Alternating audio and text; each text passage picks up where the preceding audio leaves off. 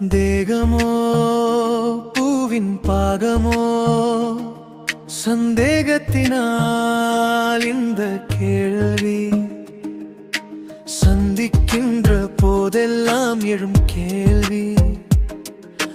உன்னை தொடும்போதெல்லாம் என்னில் தொடர் கேள்வியே. உன்னை காணும் வரையில்தான் நான் என்பது,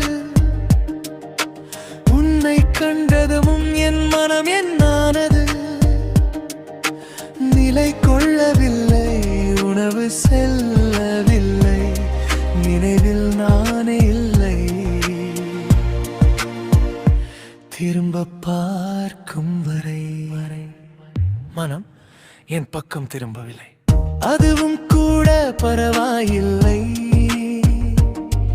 என்னை ஒரு பொருட்டாய் நினைக்கவில்லை.